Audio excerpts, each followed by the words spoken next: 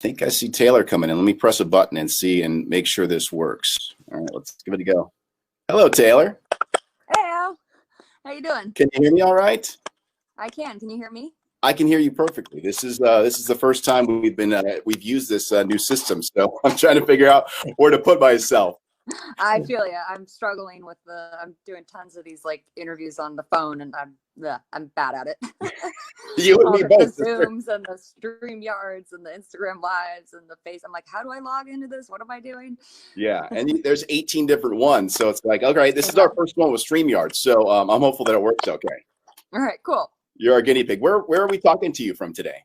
I'm in Maine right now. Oh, in Maine. Yeah, which Is that like is that a base for you?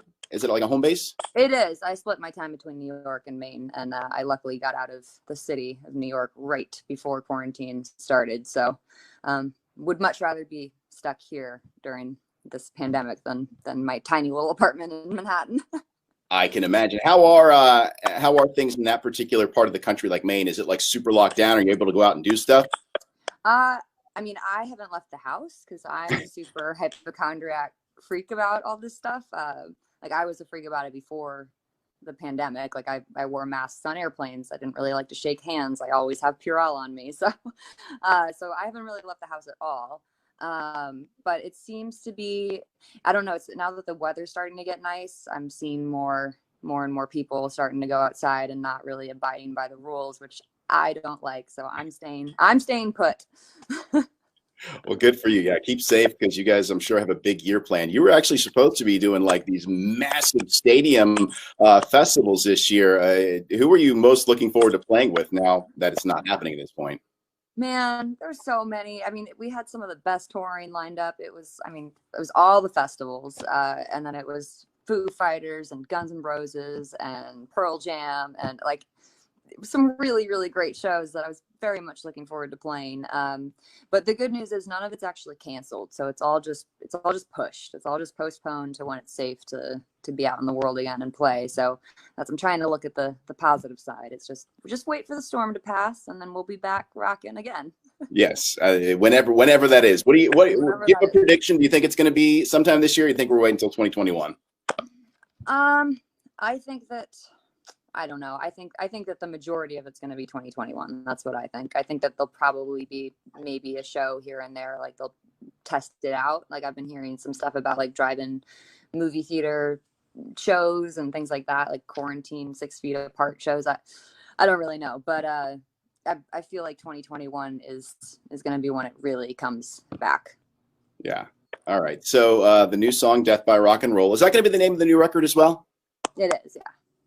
And first one in what 3 years? Is that right? 3 years? 3 years, yeah. That's crazy. Now, I was as I'm doing my research, getting ready to talk to you.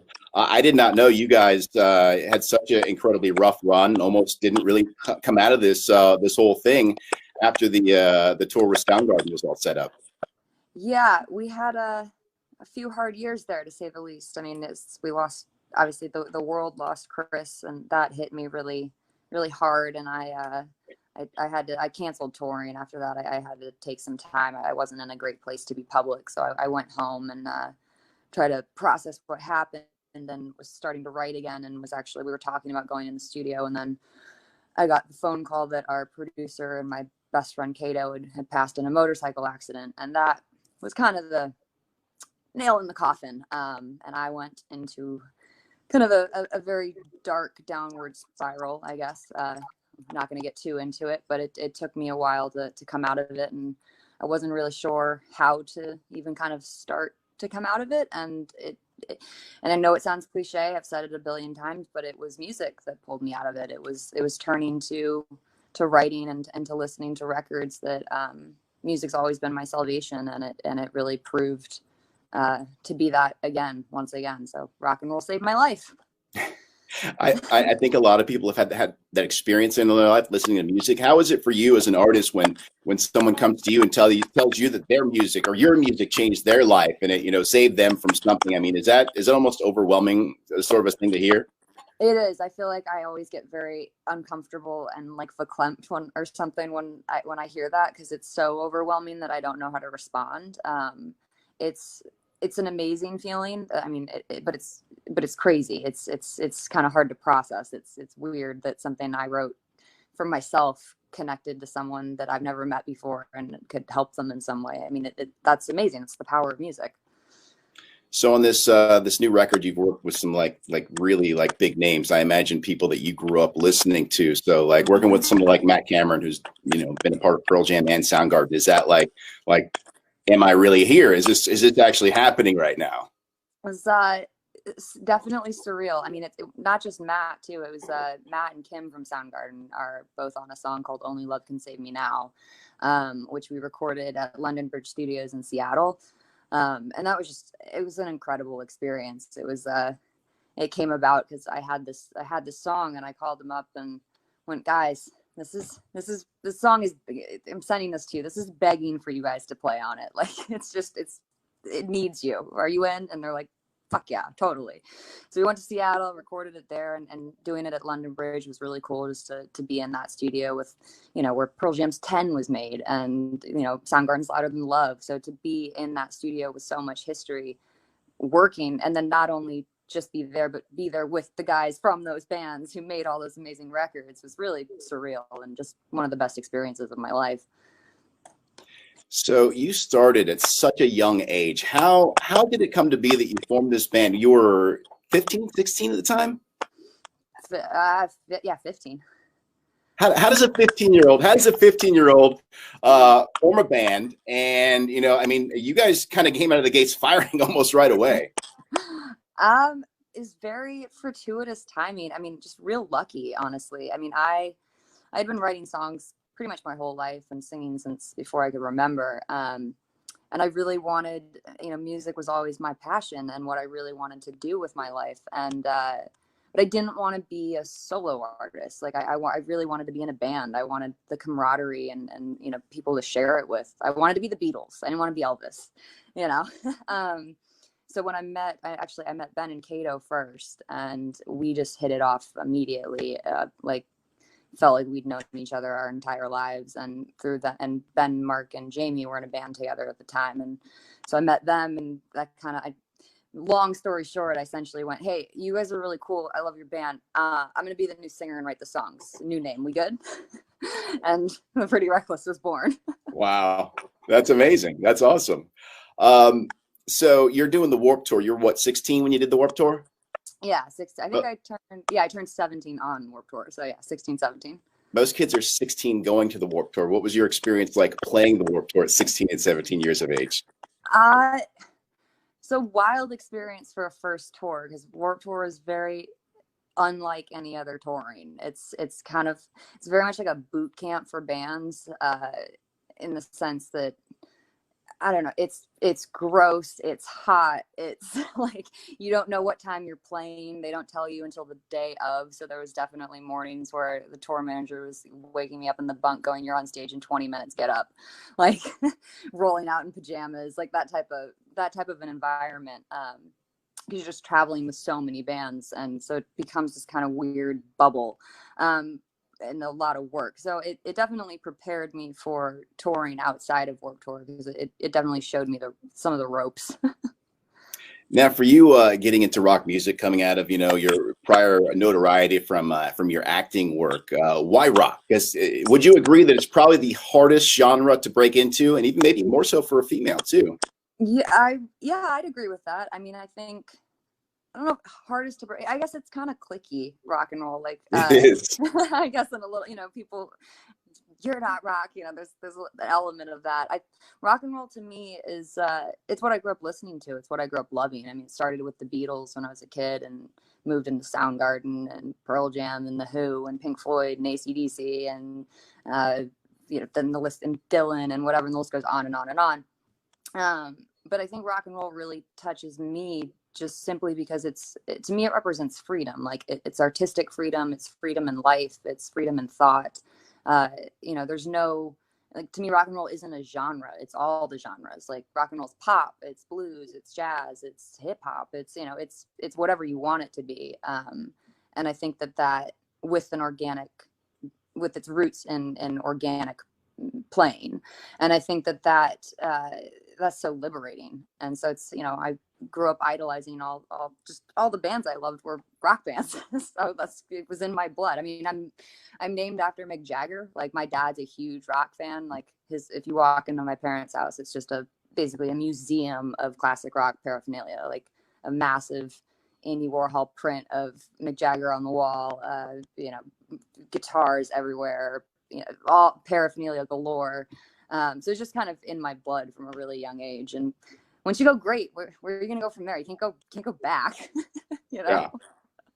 So have you been able to treat your parents to some meetings of maybe some of the rock gods that you've worked with over the years? Have you given them that opportunity to go out and maybe meet some of these people? Not really. They come to shows when I'm in the hometown, but they're not hopping on the bus, you know? Yeah. Hey, so you've done Hollywood, you've done music, and I guess you know, when you talk to a young girl, one of the first answers you hear of what do you want to do when you grow up? Well, I want to be an actress, or I want to be a singer.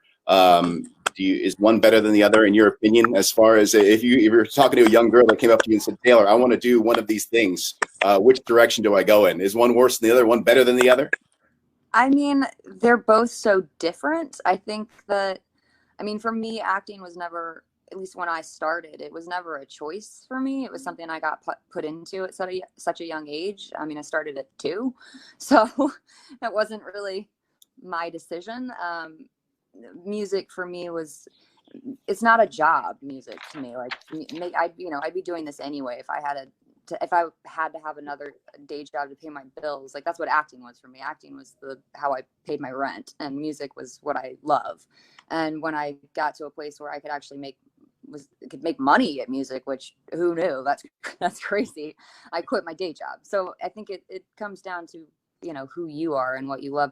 I think anything in the arts, though, if I'd say to anyone young who wants to pursue the arts in any capacity, whether that be painting, acting, music, whatever, the arts it's super rewarding, but it's also extraordinarily difficult, and very competitive. And at least for me, you have to really commit to it. There's no like half-assing it. There's no, I've got one foot here and one foot and maybe I'll be a doctor. Like, you have to it runs your life. And if you're not willing to put in that sacrifice and that time, and be okay with the ups and the downs, which are gonna happen, then do something else. Make it, you know, have it be a hobby. Now you say, you know, this is not really a job to you. Are there any aspects of the job? Because even in the 10 years that you've been doing it, which is crazy to say you've been doing this for 10 right? years for me now, because I feel like I've watched you guys from the beginning. But even in the 10 years, so much has changed between social media and just the way things are done. Are there aspects of it you're like, I just can't handle this today? I don't need to be on 16 different social media channels at this moment? I mean, there's definitely days where I bet that's like any job. I think there's definitely days where you're just not in the mood for it. You know, you just, I don't want to do it today, but that's any job. So there's elements. I mean, I still have to go to work. But to complain about that being a job is, you just sound like an asshole, because I get to play music for a living and there's nothing better than that, in my opinion. So, you know, but when you're on tour, it gets really, you know, you get tired, you get sick, you get worn down, you know, you have good days, bad days, but you just keep pushing through, because to me, it's the best job in the world. So talking about social media, I saw prior to the release of Death by Rock and Roll, like, you took everything off all the social channels for Taylor, everything off of the Pretty Reckless as like as a marketing sort of thing. I go, I'm like, wait, what? She's got like 8 million followers in one post. So what was the thought there on that piece of marketing? Well, I think that this record really feels like a rebirth in a lot of ways. And you know, it was the first record we did without Kato. It's the first record that I co-produced. So it's just, we really threw ourselves into this album, and it feels like the first record again in a lot of ways. Just in the sense that we put everything we had into it, physically, mentally, emotionally, the whole 9 yards. So the clean slate thing was kind of just going, it's a fresh start. I put up all my posts after we announced the new song, because I don't want to erase my past. Like, that's a part of who I am and how I got here. But I wanted to kind of make a statement of, we're back, and it's a new start. It's Pretty Reckless 2.0. Well, the cover statement for the single is very much a statement, I'll say. Yeah. You've always been very much a focal part of the marketing of the band. So tell me about the cover, which looks like it could come off of like a Motley Crue record from the 80s almost. Yeah, well, that was actually something very kind of outside the box for us. That concept was is a lot of things went into that cover. First being, okay, when thinking of a concept is, okay, well, we need a visual that is as bold as the song. So what's that? That was the first thing. Second was, okay, I want to make kind of a classic 80s rock and roll cover. For a single, like an album cover for a single, which we've never done before. It's normally just a, whatever picture, and really kind of go full force with it. There's a lot of that picture in particular is a lot of homage to Kato, and there's a lot of kind of hidden Easter eggs in that picture. There's a lot of layers to it. So I know some people saw it and are like, what the hell is this? This is so kind of puts your head back, because it is, but he loved, like 80s rock and stuff, which isn't really my bag, but it was his bag. So a lot of that is paying homage to him. And there are some little hidden things that will make more sense once the record's out and people will put the pieces together. And that's just one of a series. So there's more pictures to come. That's great. I think it's always super fun when there's stuff to really look into and find more. And like, you think it's just a picture, and then you find there's like, 10 different things inside that picture that mean something. Exactly. There's a lot of hidden meanings in that. Very cool. So we've seen Taylor Momsen. I feel like when you first broke on the scene, you're out there, you're in like shredded Metallica and Slayer shirts, and then you're in kind of little slip dresses, and then it's almost like a Stevie Nicks, Robert Plant type of very flowy thing. Is there another different version coming when you go out on tour on this album, whether it be late this year or sometime next year? I don't know yet, man. I'm sure. I mean, my fashion started out real insane in the beginning. I look back at some of those pictures and I'm like, what was I thinking? I kind of just dress how I feel, and as I've gotten older, I think it's calmed down a little bit. But I'm sure that there's always something that kind of signifies the era. So I have to figure that out. So when you're out touring, we've got a female here that works on our radio station that she's on before me, and she's had her fair share of strange encounters with people. Do you have those kind of fans that are just a little bit too into it? Do you have a security detail that kind of goes with you? Yes, we've had some security issues. Especially in the past few years. It got kind of scary there for a minute, which I won't get into, but and then we've had some security problems where, like, I used to bring girls up on stage all the time, and that got a little too intense, and I had to stop doing that. My hair got ripped out. A girl put her hand up in there and had really good aim. I'll give her that.